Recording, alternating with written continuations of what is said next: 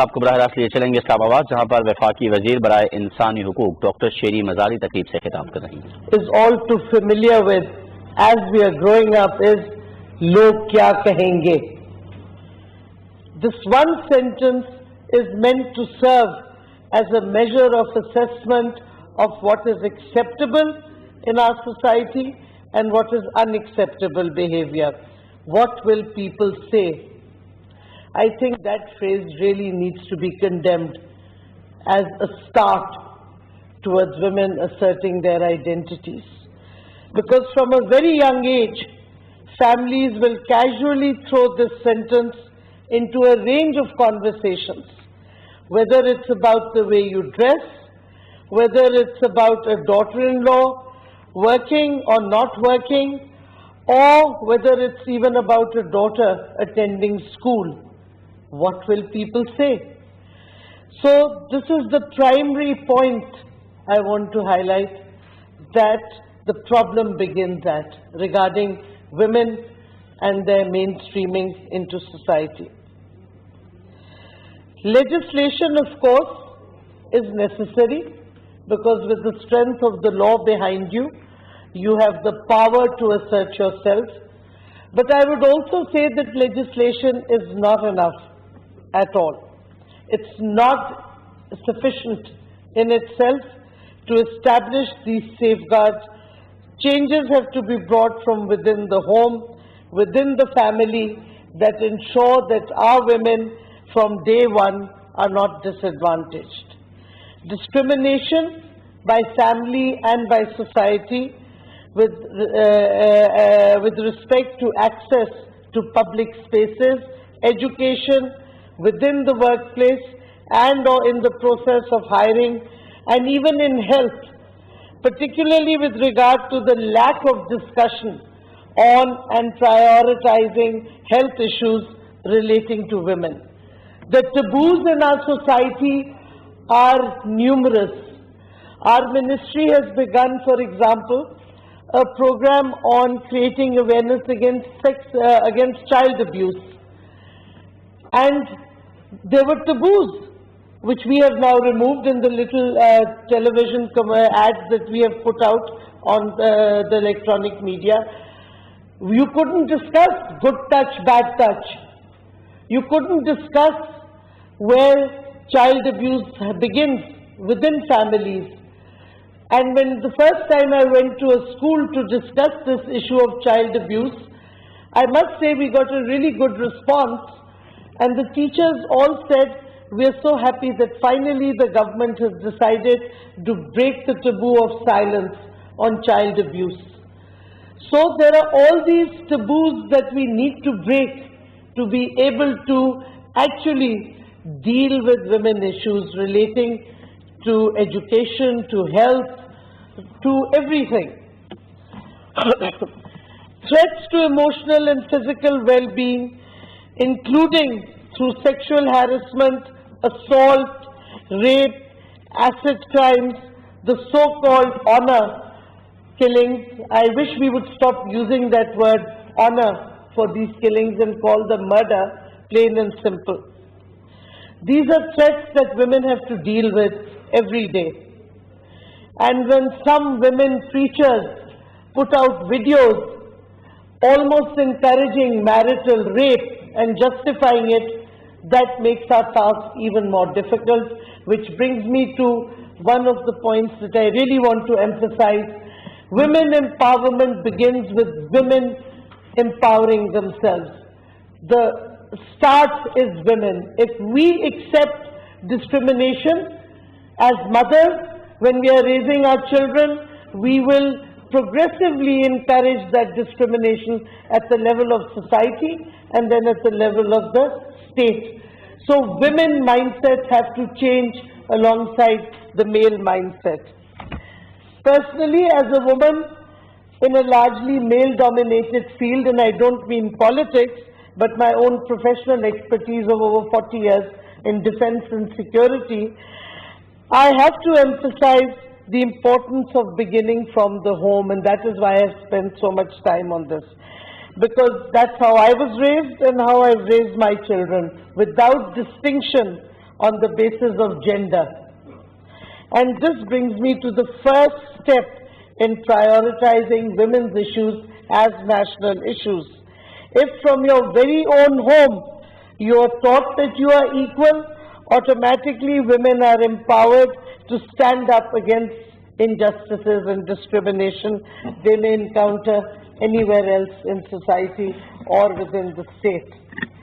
And I also want to add that while there is a need for greater legislative protection in particular areas of concern for women, which is of course the need of the hour, what is more important is implementation of existing laws protecting women. Pakistan is a country that is over-legislated. We have laws, we have to protect women, we have laws against violence and harassment of women, we have laws against child abuse. The point that I want to make is the laws are not implemented. And one of the reasons that the laws are not implemented forcibly is because there is a lack of awareness of these laws. So you need implementation and you need awareness. Even where specific laws may not be in place, the fact remains that Chapter 1 of the Constitution of the Islamic Republic of Pakistan establishes certain key protections which the state is obligated to enforce. Article 25 of the Constitution safeguards the equality of all citizens before the law and entitlement of all citizens to equal protection of the law. Additionally, Article 25(2) of the Constitution makes specific references to prohibiting discrimination on the basis of gender. This guarantee of equality and non-discrimination should be kept in mind in enforcing any of the fundamental rights listed in Chapter 1, be it the right to education, Article 25A, or the right to freedom of movement contained in Article 15. If we look at many of our cultural and social issues through a constitutional lens, there is an almost automatic incorporation of women's specific issues into the national mainstream agenda. In fact, this would even help us assess what laws need to be done away with. There are certain laws that now need to be struck down because they fail to comply with the requirements of equality and non-discrimination on the basis of gender. And I want to give one example because I feel very strongly about it, and that is Section 10 of the Citizenship Act of 1951, dealing with the transfer of citizenship to foreign spouses. Under this provision, while a Pakistani man can transfer his nationality to a foreign woman whom he marries, a Pakistani woman cannot similarly transfer her nationality to a foreign man that she may marry. This is in clear violation of the Constitution of the Islamic Republic of Pakistan, and I would call upon our Law Minister and the Law Ministry to take note of this, because you cannot have a law that violates the Constitution of this country. Nevertheless, it is also important to pay, and I'm sure there are other laws. I'm pointing this out because this is a very basic law regarding citizenship, and that is why the discriminatory factor is unacceptable, because it contradicts our Constitution, violates our Constitution. Simultaneously, it is important to pay due regard to international standards concerning promotion of gender equality. With respect to this, it is extremely important for us to be fully aware of the international framework on this, beginning with the push for gender mainstreaming that happened at the Beijing Platform for Action of the 4th UN World Conference on Women in Beijing in 1995.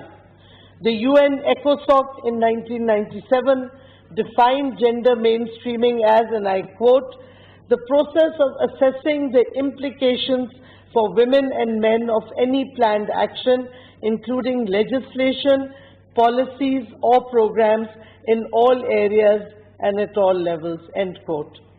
The objective of this was to ensure that both men and women's issues and experiences are taken into consideration from start to finish when preparing legislation, policies, and so on.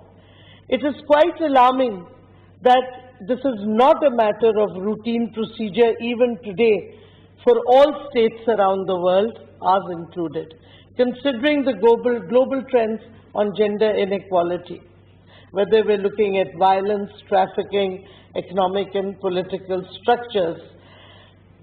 And I do want to point out here, because I know UN Women is present here, that UN should also take strong note of the discrimination against women in the Western world, especially in European countries, where women cannot wear, especially Muslim women, where they can't wear the dress that they want to wear, they don't have the freedom to express their social and religious identity, and this happens in the supposedly liberal world of Scandinavia and other countries. So, if we're talking about gender mainstreaming and we're talking about women's rights, then the abuse or the lack of these rights in the Western world must also be addressed.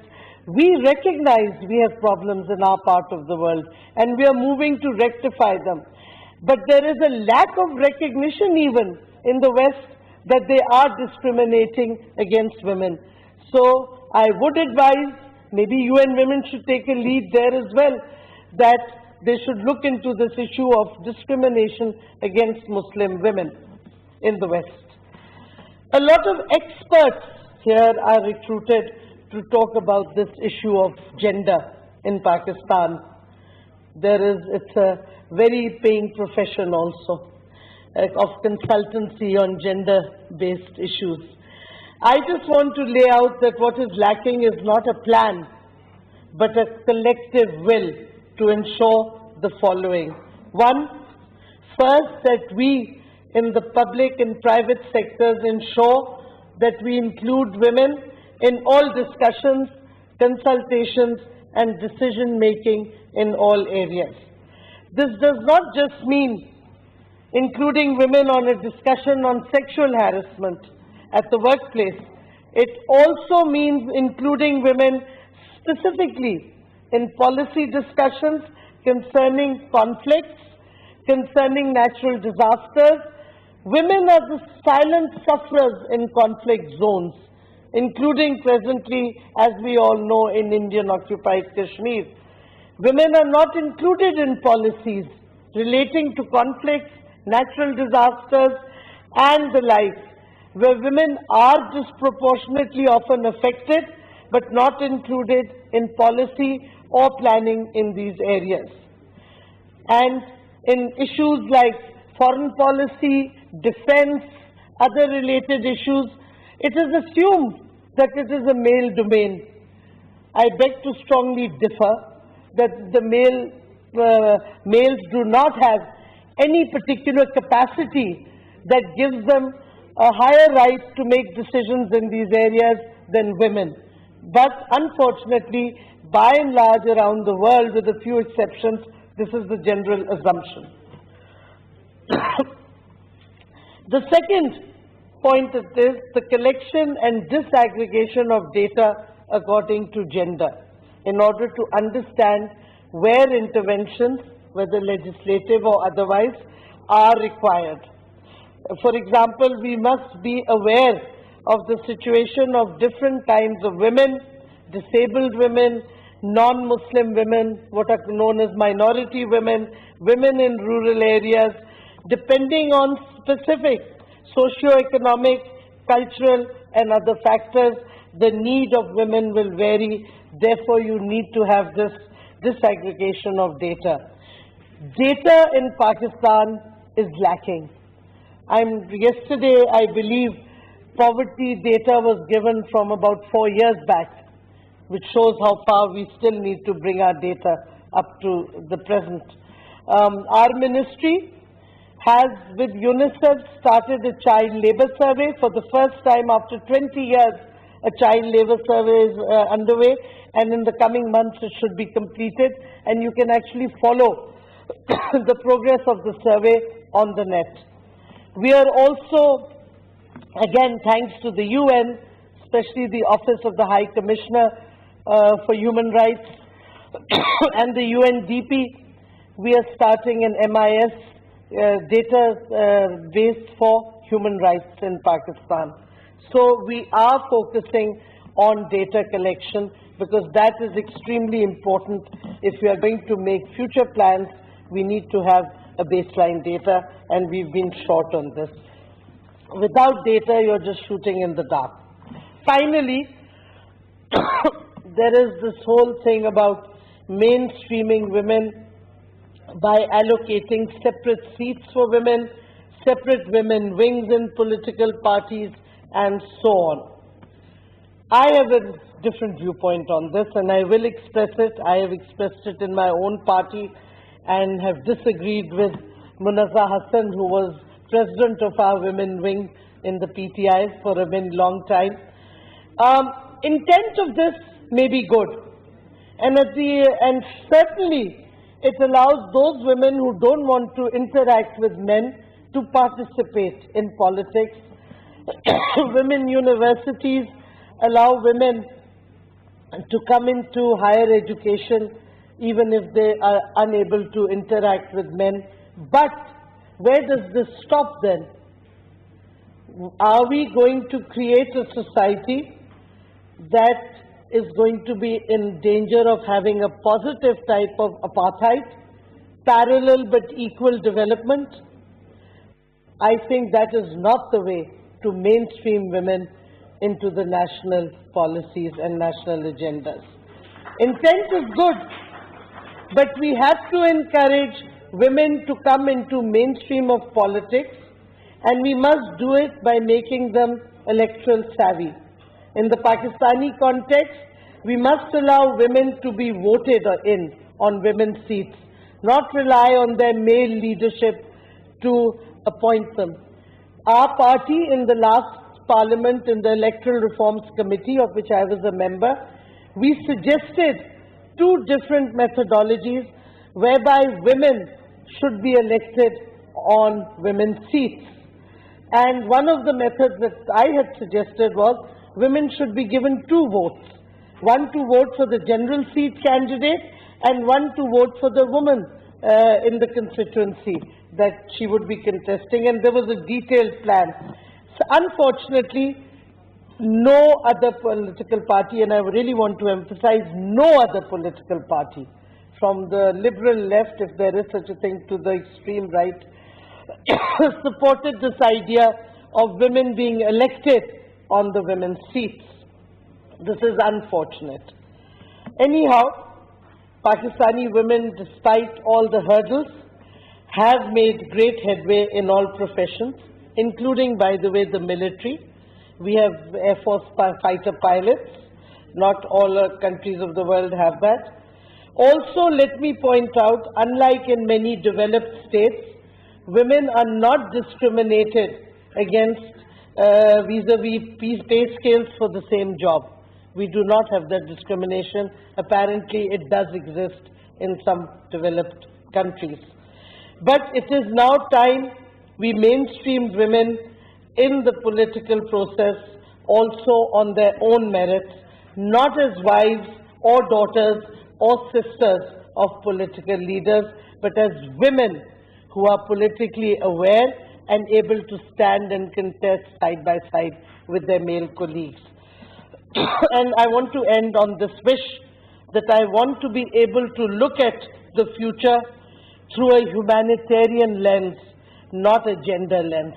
That will show that we have really genuinely mainstreamed women into the national political arena. Thank you.